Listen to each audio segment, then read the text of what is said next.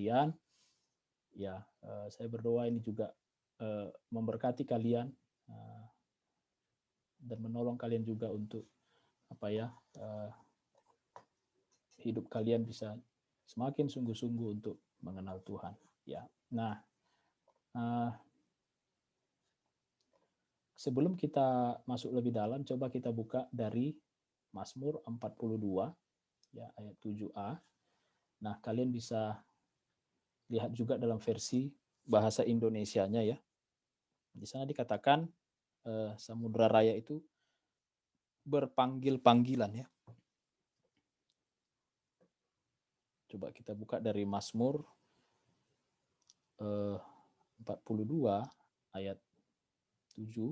Di sana dikatakan Samudra Raya berpanggil-panggilan dengan deru air terjunmu. Di bagian A-nya saja. Jadi ini sebenarnya ya karena pengaruh tekanan yang besar dari air terjun begitu ya, yang terjunnya ini ke laut gitu ya, maka air laut itu jadi bergelora dan terjadi dinamika di dalamnya, sehingga dikatakan Samudra Raya itu berpanggil-panggilan gitu. Nah, bahasa Inggrisnya itu lebih jelas sebenarnya.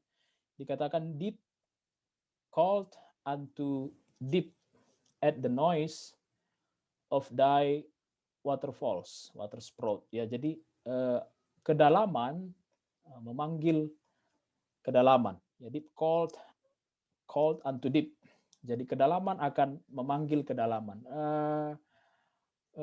Yang menjadi problema hari ini dalam kehidupan kekristenan adalah banyak orang menghidupi kekristenan yang dangkal. Ya. Sehingga dia pun hanya menerima hal-hal yang dangkal. Ya.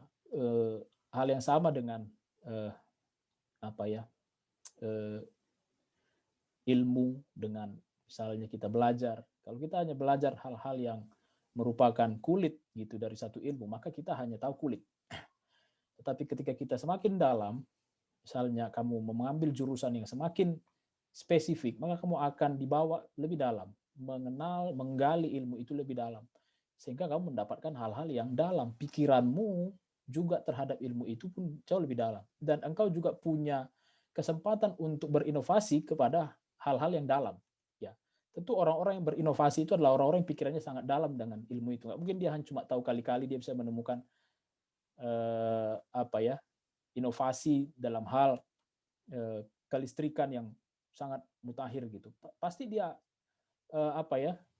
belajar untuk semakin dalam, mengetahui lebih dalam, lebih spesifik, sehingga dari situ dia bisa berkarya menghasilkan hal-hal yang lebih dalam, hal-hal yang sangat berguna begitu. Nah, hal yang sama dalam kekristenan kita, seringkali kita menghidupi kekristenan yang dangkal. Ya, kekristenan yang dangkal itu adalah ya kekristenan yang ada pada tataran contohnya itu seremonialnya saja dia sudah merasa bahwa dia Kristen, atau ya dia merasa bahwa dia cukup rajin misalnya membaca Alkitabnya, tapi tidak punya keinginan yang kuat untuk mentaatinya, untuk menyelami firman itu, menghidupi firman itu lebih dalam misalnya seperti itu. Dia tidak punya satu ketertarikan yang kuat misalnya untuk berdoa, mengenal Tuhan, bersekutu dengan Tuhan dalam kedalaman doa. Makanya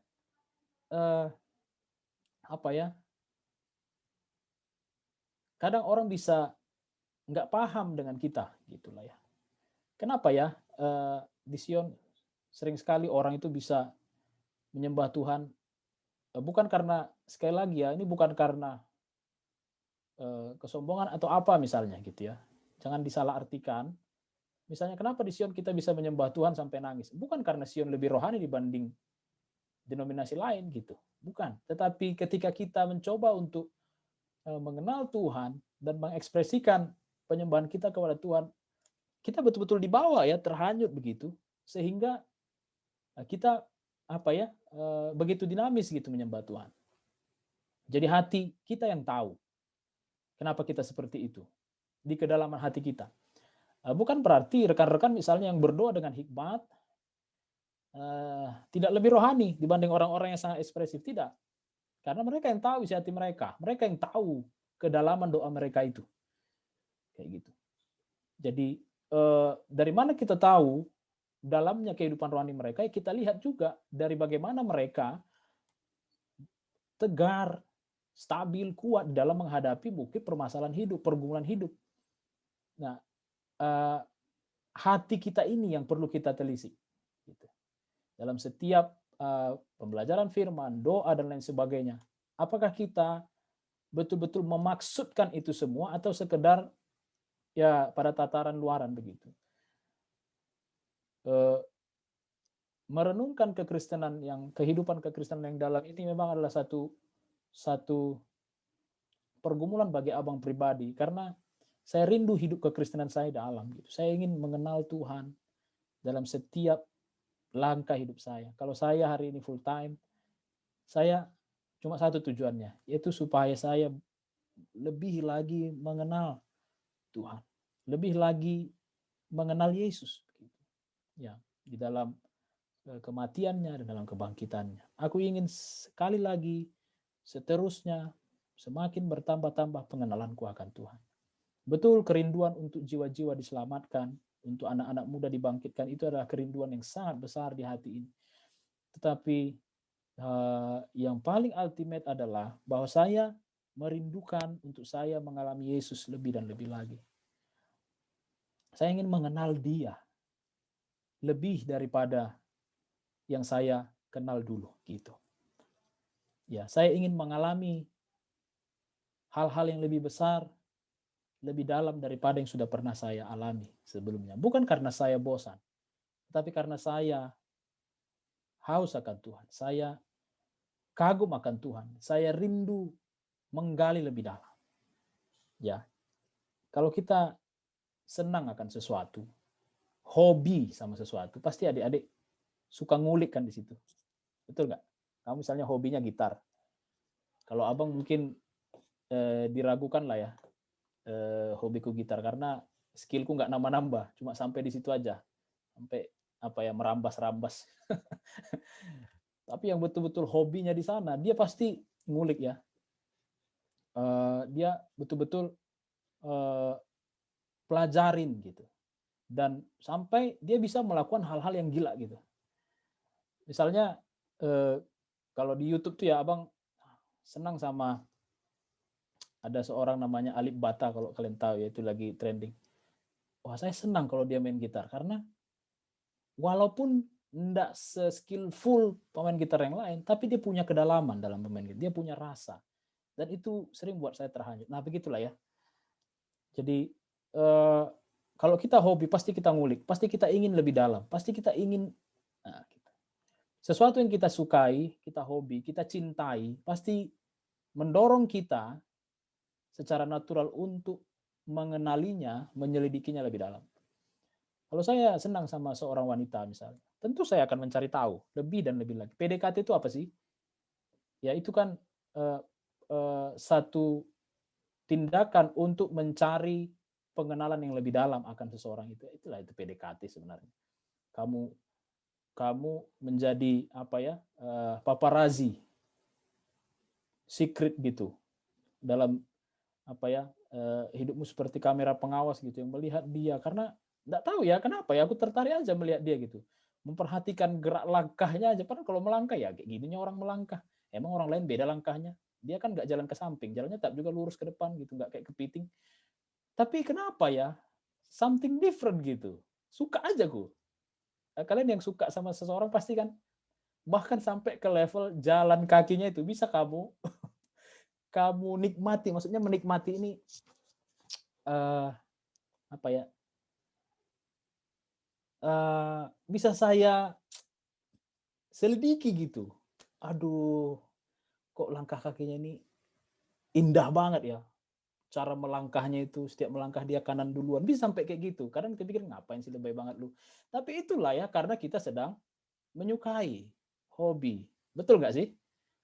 Abang, BTW, ini gambar saya kelihatan nggak sih? Enggak ya? sorry. Nah, ya, eh, abang baru punya anak nih ya. Oh, dia lagi lucu-lucunya. Ya, sejauh ini yang ku tahu dia lagi lucu-lucunya ya.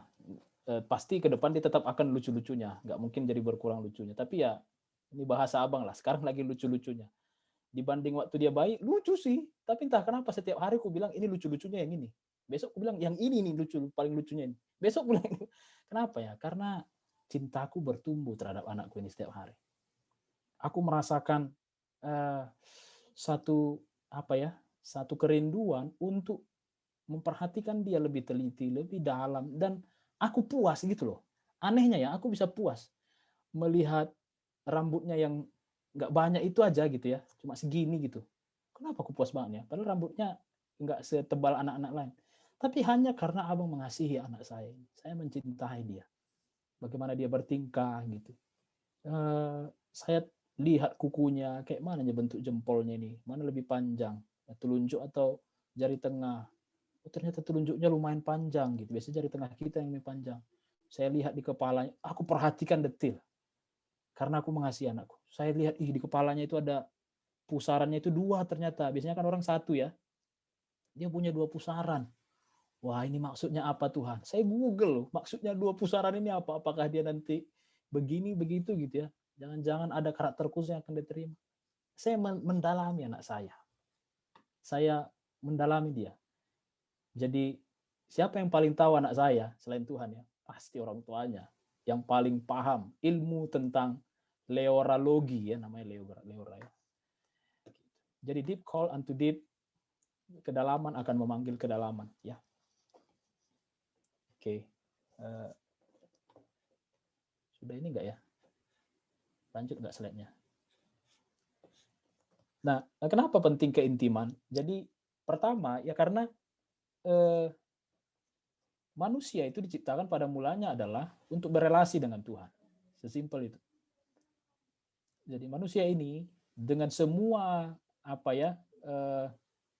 kesiapan yang sudah Tuhan persiapkan sebelumnya, dengan semua keunggulannya, dengan semua rencana Tuhan atas hidup manusia itu sendiri, pada intinya kita bisa melihat bahwa sebenarnya adalah yang Tuhan sedang bangun adalah supaya manusia ini memiliki atau berelasi dengan Tuhan, dan itu adalah relasi yang intim sebenarnya. Kalau kita melihat bagaimana manusia itu di Taman Eden, betapa relasi itu adalah relasi yang sangat intim, gitu, relasi yang sangat dalam.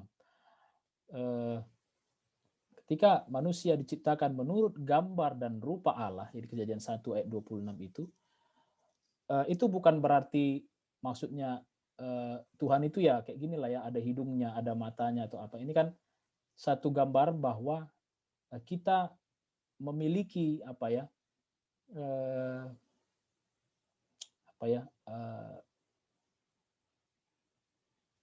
atribut-atributnya Tuhan dalam diri kita ini, walaupun bukan dalam hal yang maha kuasanya, maha hadirnya, tidak. Ya, kita tetap ciptaan makhluk yang terbatas, tapi kita diciptakan menurut gambar dan rupanya, termasuk di dalam relasi ini. Relasi ini, karena relasi yang kita miliki dengan Tuhan ini, ya ini sinkron dengan relasi Allah Tritunggal itu. Ya, 3 pribadi dalam satu eksistensi itu. Ya, ada relasi di sana. Dan relasi ini yang dikatakan oleh Yesus, aku dan Bapa adalah satu. Ya. Dan dia mau supaya kita satu. Ya. Dan kebersatuan itulah yang dirindukan. Kalau baca Yohanes 17, ini doa Yesus bagi murid-muridnya. Dia berdoa supaya kita ini menjadi satu, ya, sebagai tubuh Kristus gitu. Dan kita juga bersatu dengan Bapa gitu, ya. Supaya kita memiliki relasi yang tidak terpisahkan dengan Bapa. Di bagian Alkitab yang lain, Yesus juga mengangkat relasi antara murid-muridnya dengan dia, ya, dikatakan bahwa kamu bukan lagi kusebut hamba, katanya, ya, karena kamu adalah sahabat-sahabatku, gitu. Kamu adalah sahabat-sahabatku. Seorang hamba tidak mengetahui apa yang dilakukan oleh tuannya, tapi sahabat mengetahui. Jadi Tuhan mengangkat relasi itu menjadi relasi sahabat, ya, filio, yang sangat karib, intim, dekat dengan dia.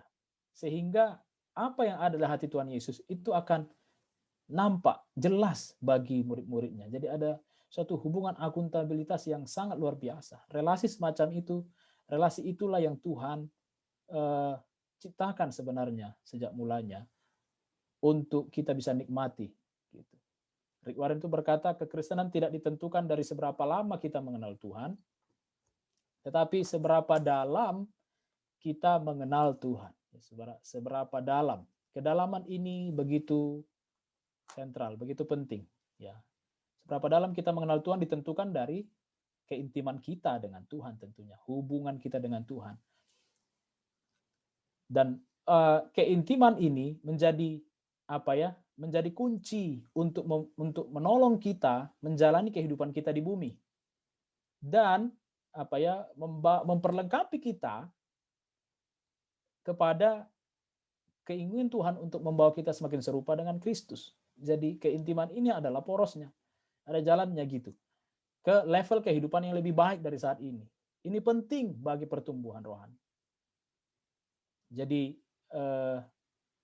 kita akan dibawa juga kepada kedewasaan pertumbuhan rohani ketika kita memiliki yang namanya keintiman dengan Tuhan. Nah, keintiman ini pun itu bukan sesuatu yang pasif ya adik-adik, maksudnya pasif. Bukan sesuatu yang datar-datar saja ya adik-adik. Tetapi dia pun dinamis, dia akan semakin dalam ketika kita terus membangun yang nama keintiman, dia pun akan semakin dalam. Keintiman itu terus diperdalam, ya. Dari satu keintiman kepada keintiman yang lebih dalam. Itu yang Tuhan mau dalam kekristenan kita. Ya.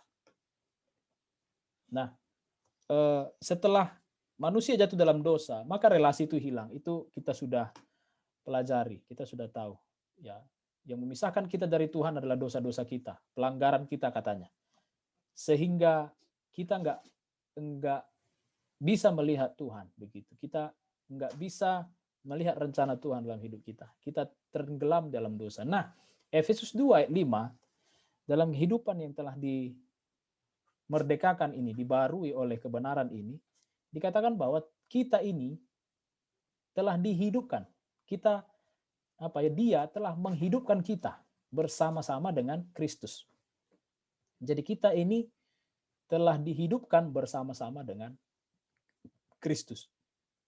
Jadi hidup kita ini hidup yang berbeda adik-adik. Hidup kita ini adalah hidup bersama-sama dengan Kristus. Tidakkah itu satu kehidupan yang luar biasa? Kamu bisa bandingkan dengan orang-orang yang tidak mengenal Kristus. Jadi ya pergumulan bisa ada. Segala yang tidak ideal di muka bumi ini bisa terjadi. Uzi tadi bilang bahwa dia juga mengalami tekanan. Betul. Tapi ini yang perlu kita ingat, bahwa kita hidup hari ini bersama-sama dengan Kristus. Ini adalah kekuatan yang luar biasa besar adik-adik. Kenapa kita sering jadi ikut-ikutan depresi, stres, bahkan mencari pelarian yang lain? Karena kita nggak sadar bahwa kita ini telah dihidupkan bersama-sama dengan Kristus. Sehingga secara natural pelarian kita memang secara responsif ya kita larinya seperti bagaimana dunia mencari kelepasan dari depresinya dengan menghabiskan waktu di dunia sosmed, YouTube dan apalah ya, entertainment gitu, media entertainment, atau mencari teman atau apapun lah yang coba ditawarkan oleh dunia yang tetap saja tidak menyelesaikan pergumulan yang paling fundamental itu, yaitu bahwa hanya Kristus yang bisa mengisi itu. Jadi pahami ini, penting sekali kita menyadari setiap hari adik-adik, bukan hanya waktu lahir baru, pas doa lahir baru, enggak. Tapi setiap detik, setiap hembusan nafas, kamu harus tahu bahwa saya hidup hari ini bersama-sama dengan Kristus. Jadi Kristus yang mana ini? Kristus yang sudah bangkit dari kubur. Kristus yang bangkit dari maut. Dan bertahta, memerintah hari ini. Ya. Jadi kita hidup. Kita bukan manusia yang sudah mati.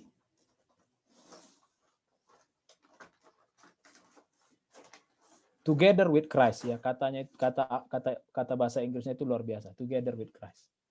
Lalu Yohanes 4 ayat 24, Allah itu roh.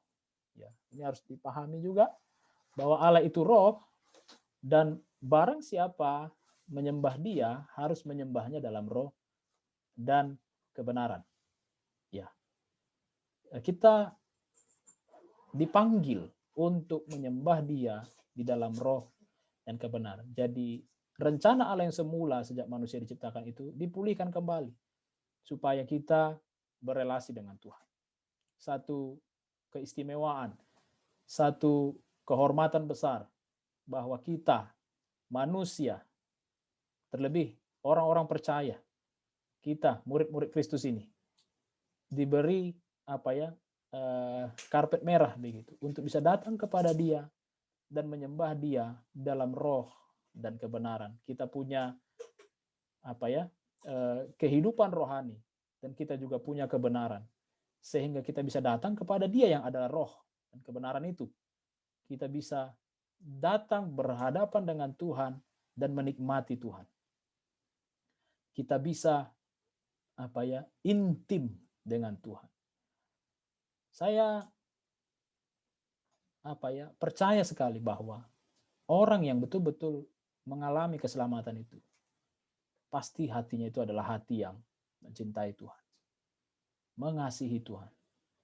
Firman Tuhan bilang gini ya, barang siapa yang diampuni sedikit, dia akan mengasihi sedikit.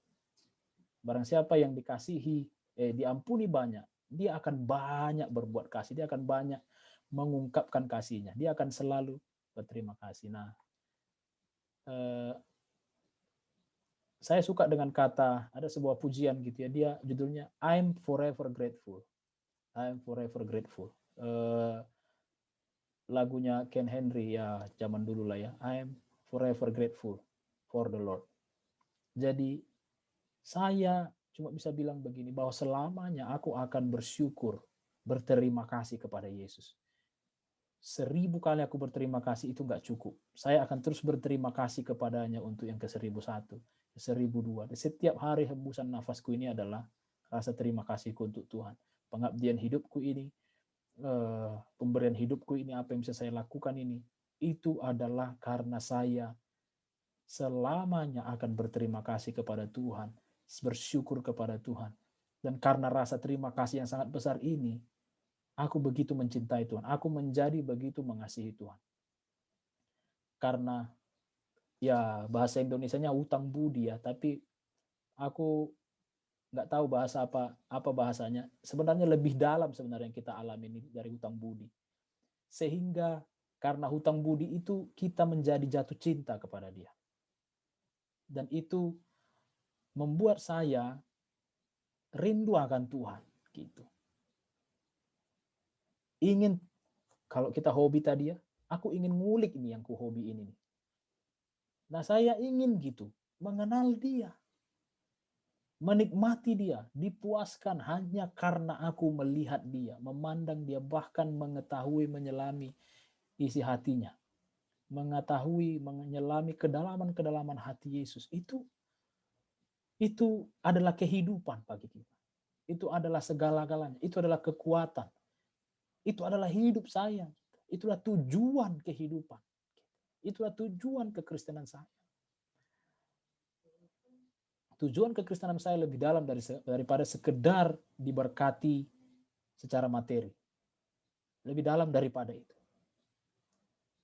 Tapi adalah untuk mengenal Tuhan. Ya, firman Tuhan berkata bahwa Yesus itu adalah jalan kepada Bapa ya.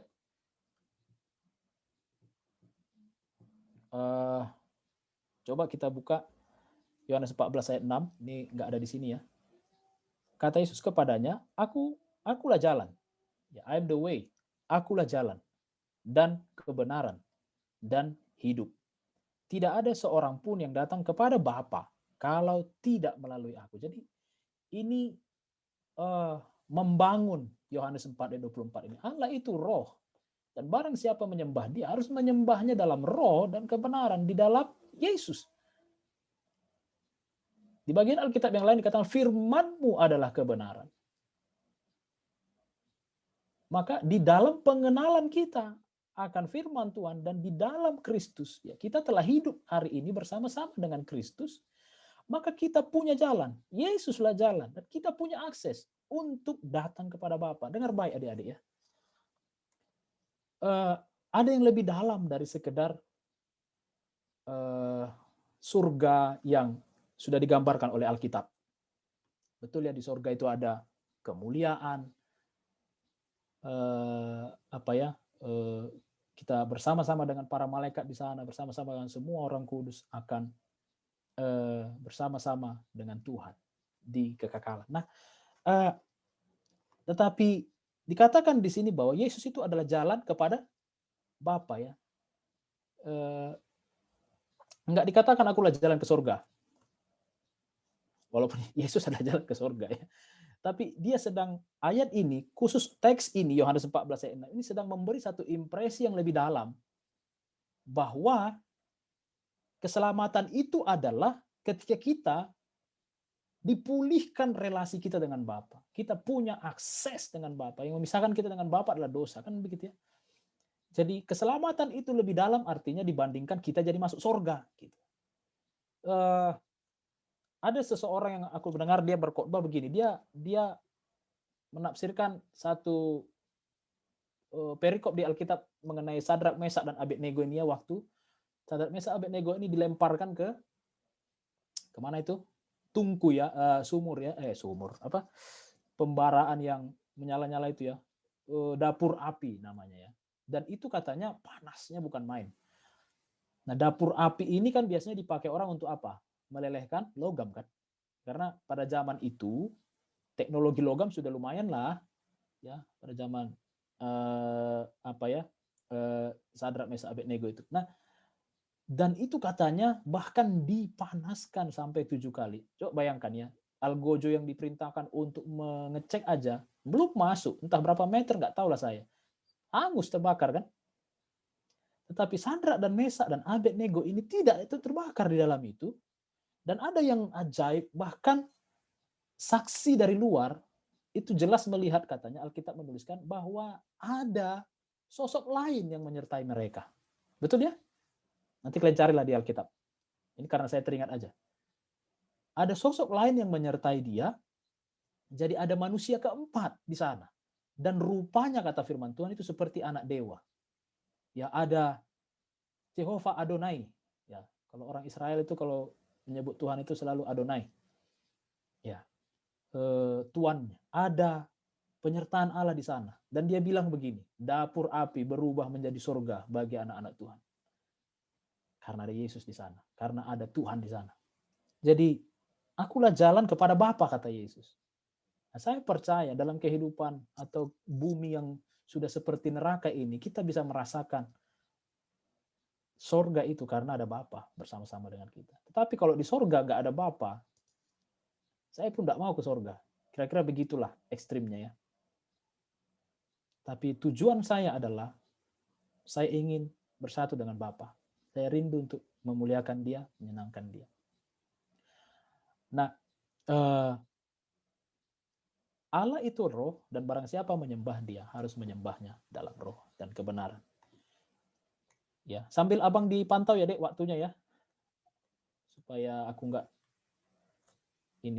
enggak saking intimnya dengan Tuhan merasa di kekekalan.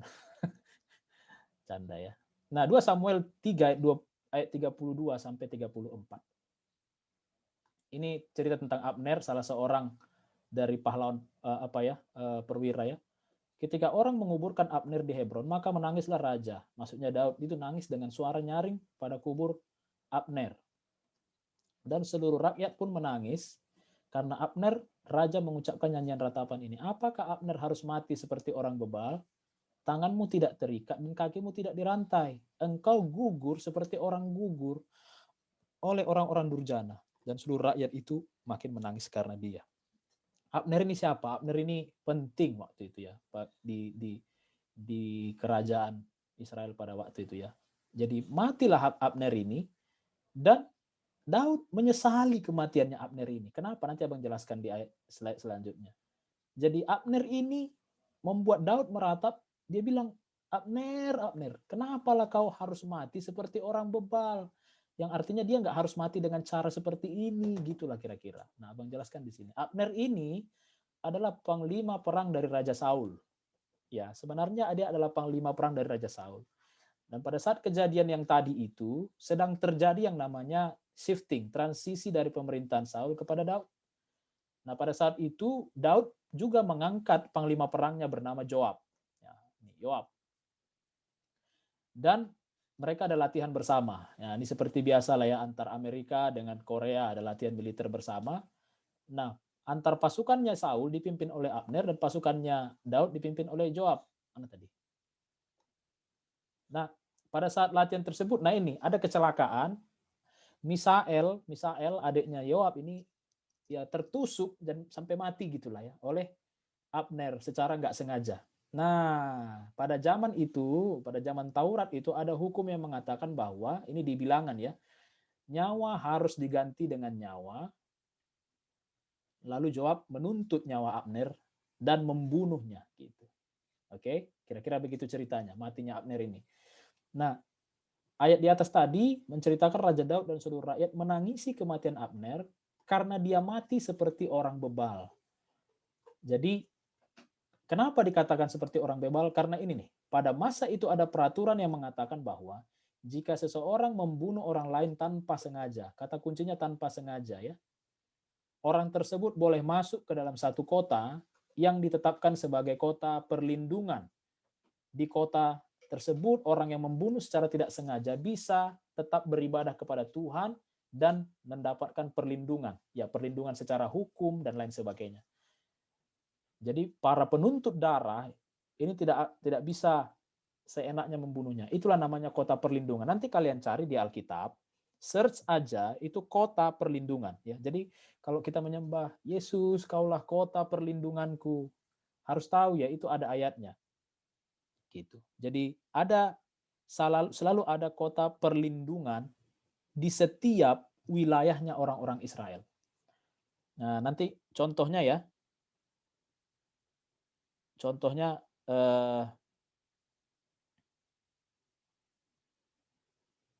dari bilangan 35, bilangan 35 itu semua banyak berisi tentang kota perlindungan. Contohnya bilangan 35 ayat 27 ya, dan penuntut darah mendapat dia di luar batas kota perlindungannya dan penuntut darah membunuh pembunuh itu, maka tidaklah ia berutang darah. Jadi orang bisa membunuh para pembunuh ini di luar kota perlindungan, tetapi di dalam kota perlindungan tidak bisa.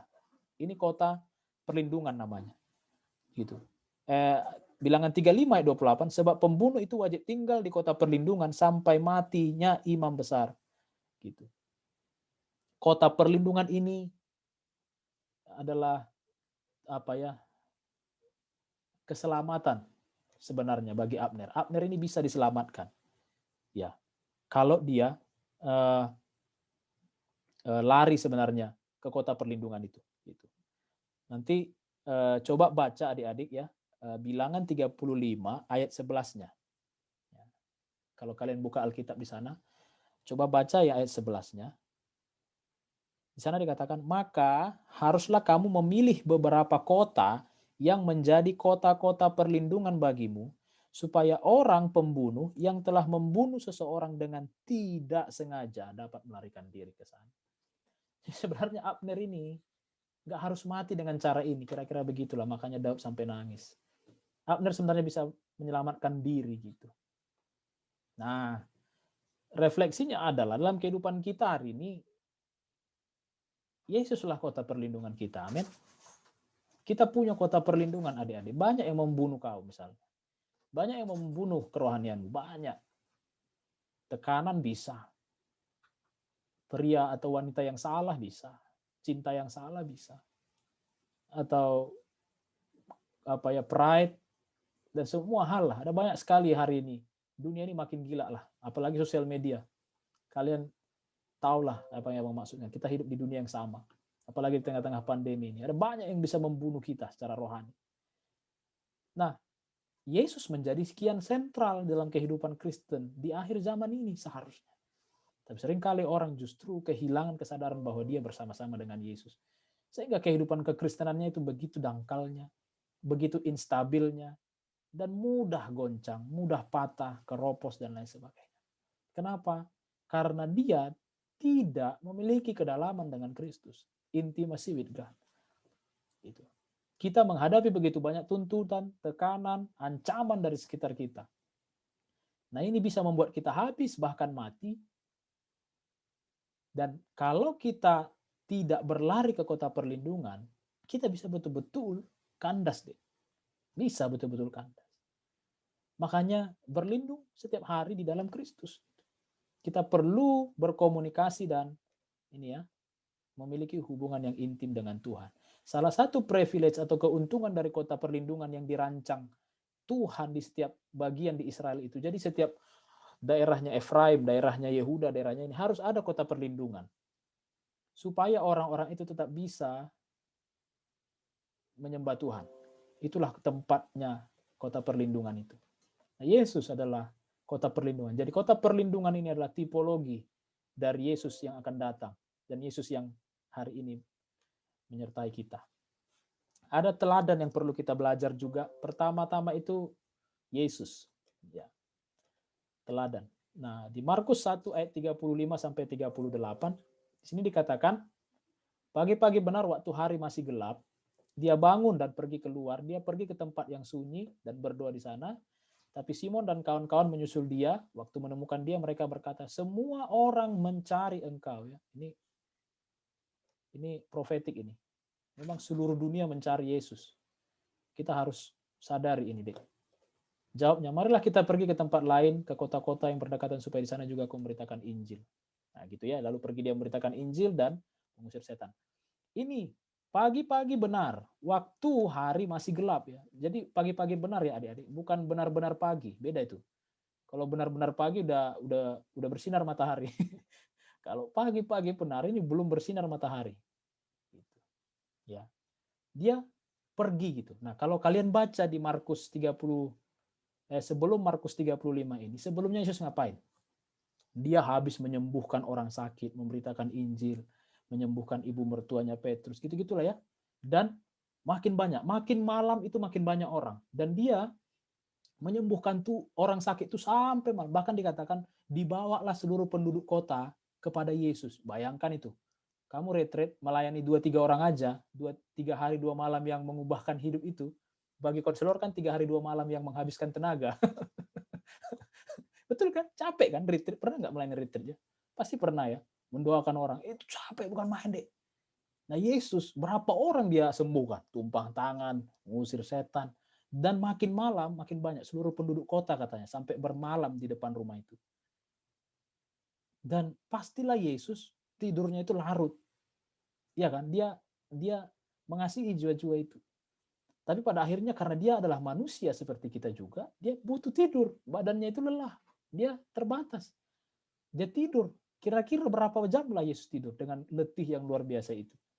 Bayangkanlah mungkin dua paling lama 3 jam. Dia bangun pagi-pagi benar itu jam berapa sih?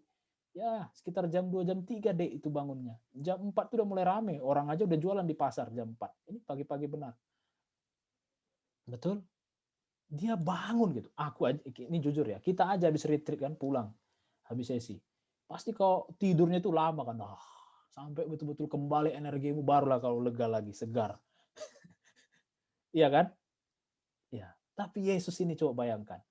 Dan apa yang dilakukannya? Dia bangun, pergi keluar ke tempat yang sunyi dan berdoa. Dia menyendiri dan berdoa di sana.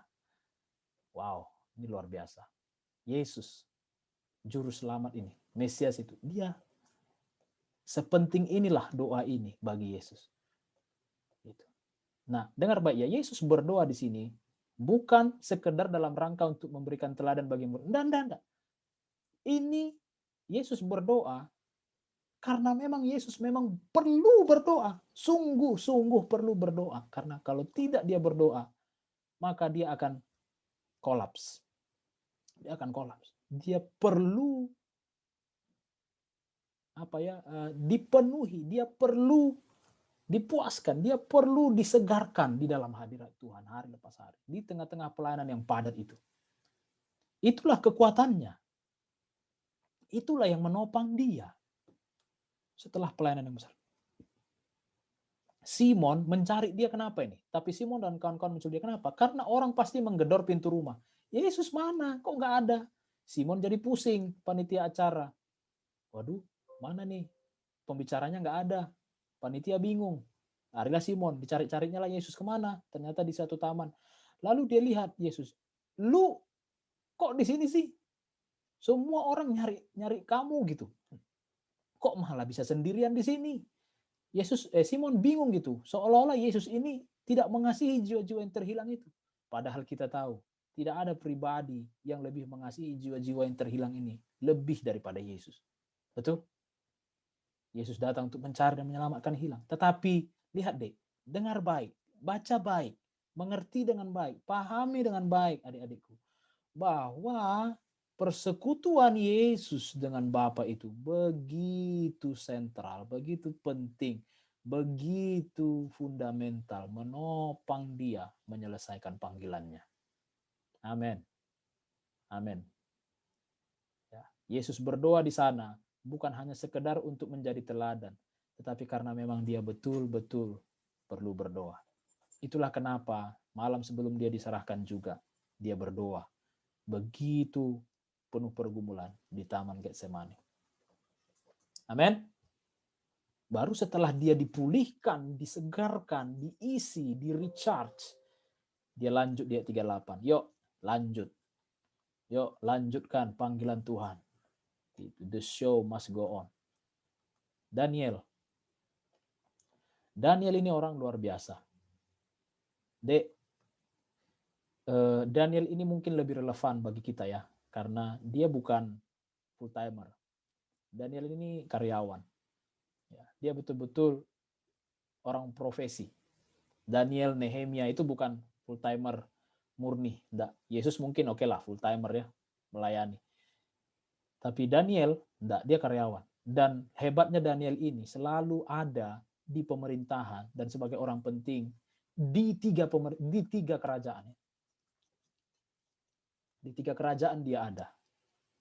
Di zaman Persia itu. Di 3 raja, maksudku bukan 3 kerajaan. Di 3 raja. Ada 3 raja yang berlalu, tapi Daniel tetap di posisinya itu. Dan posisinya Daniel ini penting di kerajaan. Ya kamu lihat aja lah menteri. Contohnya menteri PUPR. Kadang dia di sini, lihat YouTube lagi, udah di mana dia meresmikan. Di sana dia mengecek. Sibuknya bukan main, padahal dia udah tua. Tapi ini orang nggak dikasih kesempatan untuk rehat. Kenapa ya? Jokowi aja sibuknya bukan main. Nah, bayangkan Daniel, ini kerajaan bahkan melebihi Indonesia ya, Persia ini. Itu imperium. Jazirahnya itu luasnya bukan main. Nah, ini orang pasti sibuk karena dia orang dekat raja.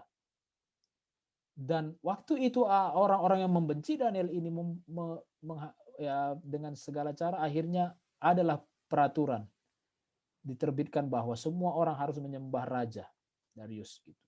Kalau enggak, dia harus dihukum mati. Ya hukumannya ya gitulah, kematian. Nah, demi didengar Daniel bahwa surat perintah itu telah dibuat, ya kan, sudah diteken kayak UU apa ini ya, Cipta Kerja ini udah diteken, pergilah dia ke rumahnya. Gitu. Jadi bersyukur ya Daniel ini punya rumah. Gitu. Dalam kamar atasnya ada tingkap-tingkap yang terbuka ke arah Yerusalem. Jadi dia punya menara doa gitu di kamar atas gitu. Ya, aku juga terinspirasi oleh ini ya. Ya, dia tidak hanya kamar tidur yang dia bangun. Dia juga punya musola. Ya, ini orang Islam, Dek. di rumahnya pasti dia bangun musola. Betul? Dan ini budayanya orang Yahudi sebenarnya. Jauh lebih tua sebelum Islam datang. Jadi mereka selalu punya satu kamar yang menghadap ke, dan ada kiblatnya gitu, ke arah Yerusalem. Jadi kiblatnya ini bukan ke Ka'bah, tapi ke Yerusalem, ke tabut perjanjian gitu. Nah, 3 kali sehari ia berlutut, berdoa, serta memuji Allahnya seperti yang biasa dia lakukan 3 kali sehari. Jadi bahkan setelah didengarnya bahwa ada peraturan kalau tidak menyembah raja atau menyembah Allah lain, mati. Maka dia memilih untuk mati, kan sebenarnya gitu kan ya, lebih baik ya aku mati. Seperti biasa dilakukannya. Dia tidak tertekan sama sekali, tidak mempengaruhi imannya sama sekali. Dia naik langsung ke atas, responsif sekali, dan dia berdoa ke sana, arah Yerusalem. Dia tegar, dia kokoh, dia tidak goncang karena dia mengenal Allahnya. Dia punya hubungan, ikatan yang sangat dalam. Seolah-olah jiwanya dengan Allah itu sudah bertali-talian begitu.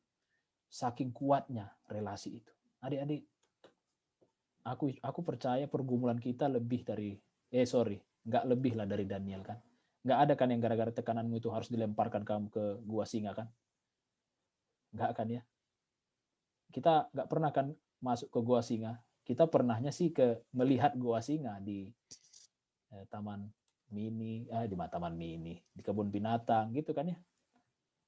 Jadi melihat singa aja, aku kalau melihat singa ya, belumlah mengaum, singa aja. Majestic kali itu singa itu, gila. Aku melihat dia aja, pernah aku lihat di kebun binatang. Merinding aku, bulu kuduk itu setidaknya agak semilir lah gitu ya. Singa. Bagaimana kalau aku dalam gua singa? Kalau gua singa, kayaknya bukan hanya satu singa lah. Singa itu makhluk berkelompok kan. Masuklah kau di situ. Join the chat. Berani banget. Biasanya kalau aku terjoin ke situ langsung left. Roy left. Dalam perkumpulan, iya kan? Tapi Daniel, dia betul-betul disertai oleh Tuhan. Kenapa hidup Daniel bahkan tidak bisa diganggu oleh singa, Dek? Apa kuncinya yang kau lihat di sini? His relationship with God. Jadi jangan remehkan arti relationship. Jangan selalu menganggap khotbah relationship with God ini khotbah yang udah biasa ku dengar. Jangan hatimu seperti itu. Mungkin nggak kamu ngomong, bang, khotbah bang ini udah sering. Memang nggak ngomong gitu mungkin dia. Tapi kalian yang tahu hati kalian. Tapi kalian harus tahu, ada banyak dari hamba-hamba Tuhan di Alkitab ini. Satunya kuncinya. Apa itu? Teologi.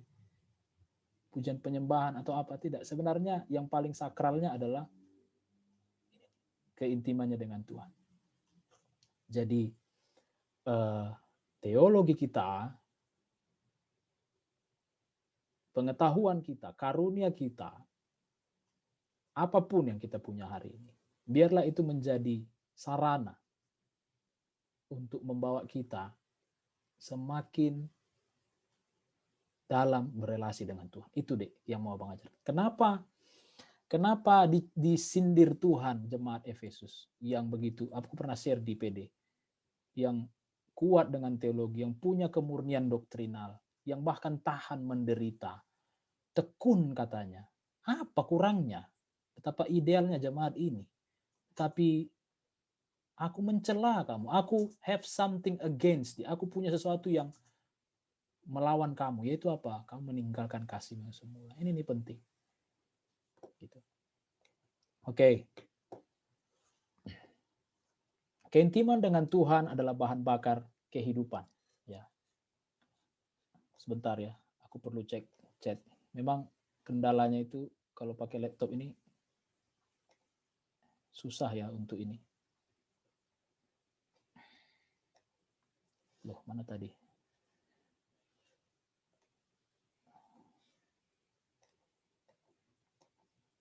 Malah ke Telegram. Ini yang muncul di kalian apa nih?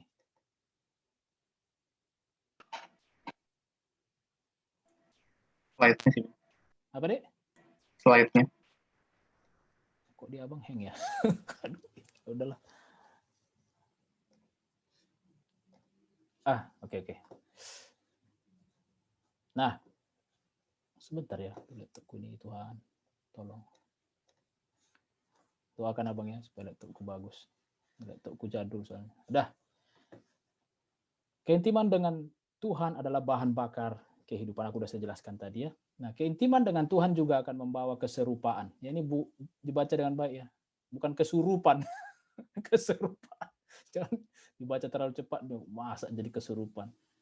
Mazmur 115 ayat 8, seperti itulah jadinya orang-orang yang membuatnya dan semua orang yang percaya kepadanya. Jadi ini satu gambaran bahwa orang-orang yang percaya kepada sesuatu dia akan menyerupai sesuatu itu. Kalau kamu mencintai uang, Dek, ya hidupmu akan seperti uang, naik turun nilainya gitu. Ya seperti itulah juga keberhargaanmu, kau merasa ya naik turun seperti uang. Tapi kalau engkau dibawa serupa dengan Yesus, maka hidupmu akan seperti Yesus. Haleluya. Mari kita datang pada Tuhan, kita sembah Dia. Itu ya. Gitu. Simpel. Keintiman dengan Tuhan akan menunjukkan seberapa dalamnya kita mencintai Dia, kekristenan kita. Ya. Dikatakan di 1 Korintus 10:7, dan supaya jangan kita menjadi penyembah-penyembah berhala, sama seperti beberapa orang dari mereka, seperti ada tulis, maka duduklah bangsa itu untuk makan dan minum, kemudian bangun mereka bersukacita. Sebab itu ingatlah betapa dalamnya engkau telah jatuh, ini tadi ya, Wahyu 2:5. Bertobatlah dan lakukan lagi apa yang semula engkau lakukan. Jika tidak demikian, aku akan datang kepadamu dan akan mengambil kaki dianmu dari tempatnya. Jadi kembali ke kasih mula-mula. Nah, yang membawa kita meninggalkan kasih mula-mula itu ya adalah ini, berhala-berhala ini. Nah, berhala di sini deh itu bukan hanya sekedar bukan lagi berbicara, bukan hanya berbicara okultisme ya, memang dewa-dewa asing gitu. Tetapi juga hal-hal yang kita hargai lebih daripada Yesus itu bisa menjadi berhala bagi kita. Dengar baik. Apa yang menjadi masalah bagi jemaat Efesus ini? Bahkan pelayanan mereka itu pun sudah menjadi berhala bagi mereka. Di kelas teologi aku kaget ya, dosenku sangat abang hormati karena dia sudah senior, dia pengetahuan teologinya luar biasa. Aduh, aku hormat sekali lah sama dosenku ini. Tapi dia bilang begini, teologimu itu pun bisa menjadi berhala ketika itu jauh lebih berharga daripada relationshipmu dengan Tuhan sendiri. Wow. Padahal aku lagi sekolah S2 kan, teologi gitu. Membuat kita berpikir keras gitu.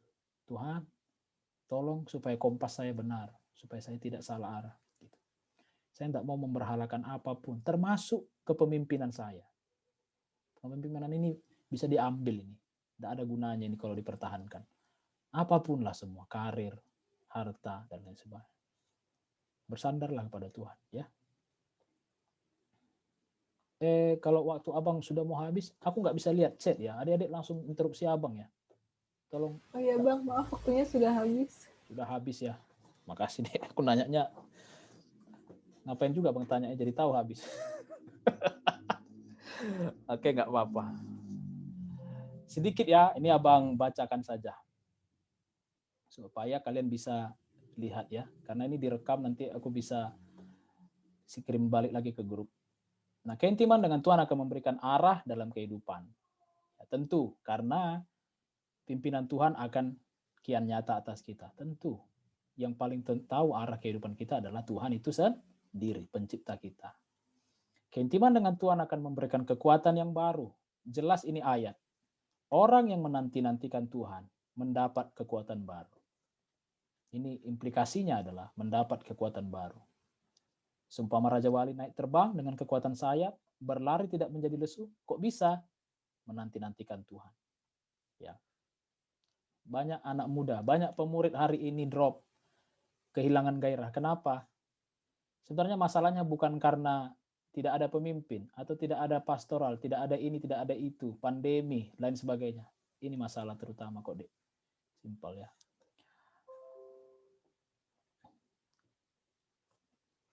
Nah, ketakutan dan kekhawatiran juga akan digantikan dengan damai sejahtera. Ini Daud.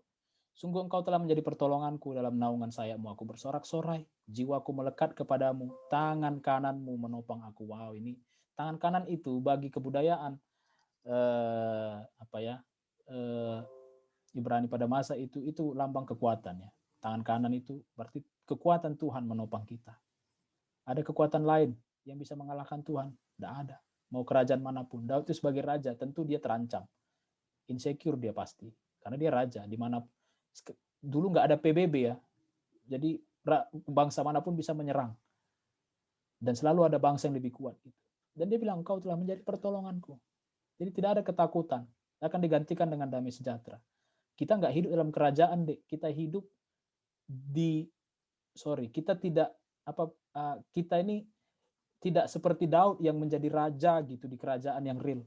Bayangkan pergumulan dia. Nah, artinya pergumulan kita, aku pikir nggak lebih besar lah dari Daud gitu. Apalagi pergumulan kita. Kita pasti dibawa Tuhan dalam kemenangan, dalam keintiman dengannya.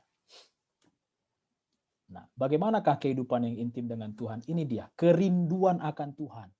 Ini perlu dievaluasi dalam hati kita. Apa kita rindu akan Tuhan?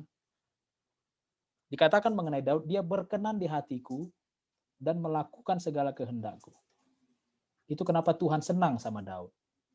Nah, Daud juga mengungkapkan di Mazmurnya, dikatakan begini bahwa engkaulah Allahku, aku mencari engkau, jiwaku haus. Dia suka begini sama Tuhan. Tubuhku rindu. Aku bahkan bahasanya itu dalam ya, bahkan seolah-olah seperti dilebihkan gitu. Tubuhnya rindu. Di mana dia bisa sense itu? Tubuh rindu akan Tuhan. Kita yang bisa sense kita kan paling hati kita ini, perasaan kita ini. Tapi dia tahu tubuhnya pun rindu akan Tuhan. Artinya bahwa kedalaman kerinduannya itu sudah melebihi orang-orang biasa mungkin begitu. Bahkan ketika ia ada padang gurun, dia bilang, engkaulah Allahku, aku haus kepadamu, aku tubuhku rindu kepadamu seperti tanah kering dan tandus tiada berair. Berkali-kali dia bilang. Nah, selanjutnya keintiman dengan rohani, dengan Tuhan itu membuat kita memiliki yang namanya ini, kepekaan rohani atau spiritual. Ya, ada banyak perdebatan mengenai kepekaan rohani ini. Ya, mungkin dikatakan bahwa ada yang pernah cerita tuh bahkan sampai memilih bajunya, dia dituntun roh. Ya, kalau saya sih debatable lah yang kayak gitu-gitu ya. Maksud abang lebih dalam dari itulah. Maksudku bukan sekedar untuk beli-beli sepatu. Kalau mau beli sepatu ya udahlah, kamu tinggal pakai rasa yang ada di hatimu lah. Itu kan soal rasa ya. Ngapain pakai sampai begitu-begitu amat. Beli aja mana yang kau suka. Baju apa gitu. Itu kan common sense aja gitu. Maksud saya ini kepekaan rohani ini ketika engkau ada di tengah jalan kehidupan. Itu perlu kepekaan deh. Ketika kau harus memberi keputusan. Ketika engkau pemimpin. Perlu ini. Kamu akan membuat keputusan nanti. Pasti. Dan keputusan besar pasti harus kau lakukan. Kamu perlu ini. Dan harus ada suara roh yang menuntun. Dari mana itu datang? Dari kedalaman hubunganmu dengan Tuhan. Telinga yang mendengar suara Tuhan itu maksudnya bukan audible-audiblean ya. Mungkin ada yang mengalami. Tapi maksudnya kepekaan rohani. Ngerti ya rekan-rekan, adik-adik? Nah, pasti paham maksud abang. Lalu membuat kita juga semakin bergantung dengan Tuhan. Ini respon alami yang kita miliki. Rasul-rasul waktu ditangkap, dilepaskan dari penjara, mereka langsung berdoa. Kenapa rusuh bangsa-bangsa mereka perkara yang sia-sia? Tuhan beri kami kekuatan. Gitu.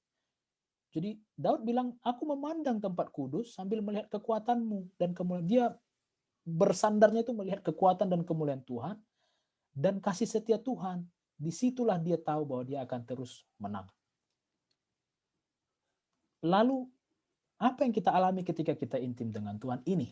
Hadiratnya akan berdiam bersama-sama dengan kita. Sense ini gimana ya menjelaskannya ya? Susah abang menjelaskannya sampai kita betul-betul mengalami. Ya.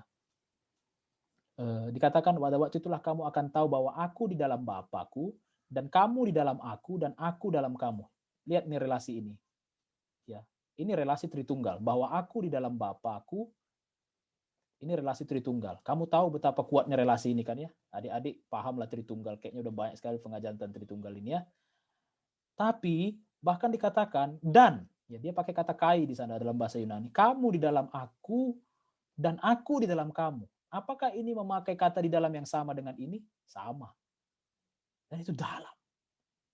kebersatuan seperti ini dirindukan Tuhan kita miliki deh. Wow.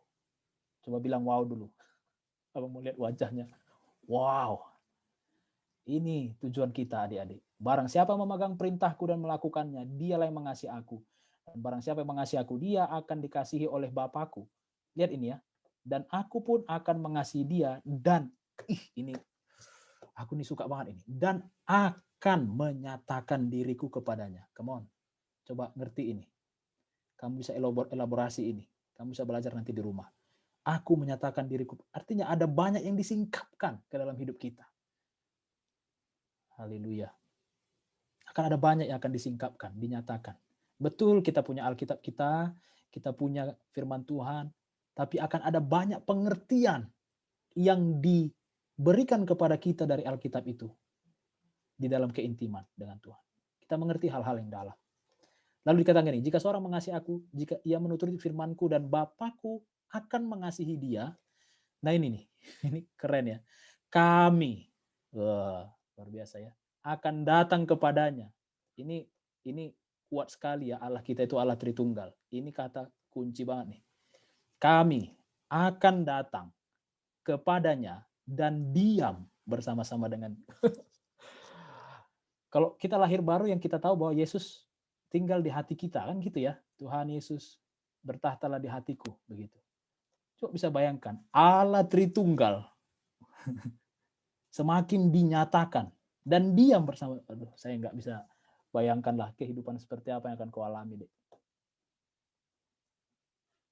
Jadi betapa luar biasanya keintiman dengan Tuhan itu ya. Bahkan ada level rohani bahkan dikatakan bahwa dia akan mengalami yang namanya kami akan datang kepadanya dan diam bersama-sama. Kalau ini nih, jika seorang mengasihi aku, ia akan menuruti firman-Ku dan Bapakku akan mengasihi dia dan kami akan datang kepadanya dan diam bersama-sama dengan dia. Luar biasa. Yang terakhir, haleluya. Ya. Nah, saya fokus ke sini, mengalami kebangunan rohani. Ya. Yohanes 11 ayat 21 sampai 27. Aku pernah share ini di PD juga mengenai Maria dan Marta ya. Bahwa doanya Maria dan Marta itu sama waktu Lazarus mati. Perkataannya sama. Kalau kau di sini Tuhan, harusnya Lazarus tidak mati gitu.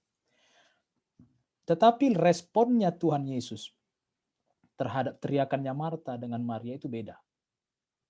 Terhadap doa yang sama, hasilnya beda. Kenapa bisa ada doa yang sama tapi hasilnya beda? Tuhan, aku berdoa sembuhkan orang ini. Tidak disembuhkan. Tapi ada orang yang berdoa sembuhkan orang ini dan disembuhkan. Kenapa dia berdoa supaya terjadi kelepasan? Tidak terjadi kelepasan. Dan orang lain berdoa terjadi kelepasan dengan seketika. Kenapa itu, Dek? Kuncinya ada pada keintiman dengan Tuhan. Satu kali pernah bilang sama murid-muridnya, jenis ini hanya bisa diusir dengan doa dan puasa. Itu apa sih doa dan puasa itu? Membawa dirimu mendekat kepada Tuhan, saturated in God. Sehingga ini terjadi, mengalami kebangunan. Saya percaya orang-orang yang intim dengan Tuhan, dia akan mengalami kebangunan rohani senantiasa dalam kehidupannya. Rohnya menyala-nyala. Damai sejahtera itu kuat dalam dirinya. Sebenarnya hidupnya akan sangat stabil, kokoh, sekalipun di tengah-tengah kekacauan. Ya, itu yang sering terjadi. Anak-anak muda kacau beliau hidupnya. Nah, itu yang harus kita pelajari ya dari yang namanya intimacy with God. Nanti kalian bisa elaborasi lebih banyak di rumah ya, Yohanes 11 ayat 21 sampai 27 ini. Kenapa Maria didengar Tuhan? Kuncinya adalah Maria itu duduk dekat di kaki Tuhan, sementara Marta sibuk dengan kekhawatirannya, bahkan dia melayani Tuhan itu dalam kekhawatirannya. Nah, Maria tidak, dia tenang, dia dekat kaki Tuhan, dia mendengarkan, dia bersekutu dengan Tuhan. Sehingga dia stabil, dia kuat. Dan Yesus dan Marta ini punya kedekatan yang sangat distintif lah kalau menurut saya, distintif sekali. Sehingga waktu Maria nangis, Yesus ikut nangis. Di Yohanes 11 ini, maka menangislah Yesus, ada di sana. Itu ajaib. Waktu kau nangis, Yesus ikut nangis enggak? Itu pergumulan loh bagi saya pribadi. Kalau aku sedih terhadap kondisi misalnya pelayanan yang sedang kering, apakah itu juga menggerakkan Yesus? Ya, ini alegoris ya. Dan apakah doamu move Jesus gitu? Itu penting. Dan orang yang dekat dengan hatinya lah yang bisa menggerakkan hatinya itu. Ravenhill pernah bilang bahwa adalah luar biasa kalau Tuhan mencengkeram hati seorang anak manusia. Itu luar biasa. Kita akan melihat hal-hal yang luar biasa terjadi. Adalah luar biasa jika Tuhan mencengkeram hati seorang anak manusia. Ditangkap oleh Tuhan dia gitu. Panggil. Contohnya siapa? Yeremia. Itu dicengkerami oleh Tuhan. Dia nggak mau jadi nabi. Tapi dicengkeram dia. Dia mau lari katanya, tapi menyala katanya di sumsum tulangnya itu sehingga dia nggak bisa lari. Siapa lagi yang dicengkeram Tuhan? Yunus. Itu mau lari itu dari panggilannya terhadap Niniwe. Ada ikan besar ya, bukan ikan paus, ikan besar, entah ikan apa lah itu nggak tahu kita. Dipakai Tuhan untuk membawa dia balik ke Niniwe. Siapa lagi? Kalian carilah di Alkitab. Dicengkeram, itu luar biasa ya, bisa menyelamatkan satu kota. Nah, coba dengar baik. Bayangkan kalau yang terjadi justru seperti ini. Bayangkan yang terjadi jika seorang anak manusia mencengkeram hati Tuhan. Dunia akan melihat hal-hal yang jauh lebih besar lagi. Nah, Maria itu mencengkeram hati Yesus. Mereka begitu tinggal dalam satu hubungan relasi yang sangat distintif dan sangat dinamis dan sangat kuat. Dan itu membuat saya pribadi envy. Ya, envy-nya ini dalam kekudusan lah. Saya rindu punya relasi seperti itu dalam Tuhan. Aku rindu tanganku ini menyembuhkan banyak orang, dipakai untuk memberkati banyak orang. Itu kerinduan abang banget, deh. Bukan karena kesombongan atau pengaruh apapun, hanya karena aku ingin mengenal Yesus lebih dan lebih lagi. Dipakai oleh Tuhan. Ya, puji nama Tuhan. Itu yang abang sampaikan. Minta maaf untuk waktu yang lebih ya 10-15 menit ini. Mari kita tunduk kepala sebentar untuk berdoa. Haleluya Tuhan. Terima kasih Bapak, bersyukur untuk firman-Mu ini Tuhan. Bersyukur untuk apa yang Tuhan ajarkan bagi kami pada sore hari ini. Tuhan, dalam kekurangan-kekurangan yang ada, berbicaralah bagi adik-adik ini. Bangkitkan mereka Tuhan. Bangkitkan cinta akan Tuhan ke dalam hidup mereka. Bahwa mereka punya kerinduan yang semakin besar untuk semakin dalam mengenal Tuhan. Bahwa mereka Tuhan untuk mencari Engkau lebih dan lebih lagi. Lewat kehidupan doa yang terus mereka bangun. Kehidupan doa yang berkembang. Lewat kehidupan merenungkan firman Tuhan. Tinggal dalam firman Tuhan. Mentaati firman Tuhan. Yang semakin intens dalam kehidupan mereka. Supaya akal mereka, pikiran mereka, akal budi mereka dibaharui ke dalam kebenaran. Sehingga pada akhirnya mereka memiliki pikiran-pikiran Kristus. Memiliki kehidupan Kristus. Mereka bersatu, kami bersatu dengan Kristus. Sama seperti Engkau satu dengan Bapa. Kami rindu menyatu Tuhan. Saturated in God. Tenggelam bersama-sama dengan Engkau. Sehingga kami sendiri tidak lagi kelihatan. Hanya Engkaulah saja Bapa yang tinggal di dalam kami, menguasai kami, memenuhi kami, dan bergerak di dalam kami. Terima kasih Bapak Surgawi, bangkitkan adik-adik ini, pelihara mereka, dan seluruh adik-adik yang tidak dapat hadir. Dalam nama Yesus kami sudah berdoa dan bersyukur. Amin. Abang kembalikan ke Uzi. Oke, terima kasih banyak Bang untuk sharing. Ya, sama-sama deh. Sorry ya. Oke. Berikutnya mungkin kita akan share ke PT bentar ya Bang. Abang mau join lagi pakai iPad, tolong di accept ya. Oh iya, siap Bang.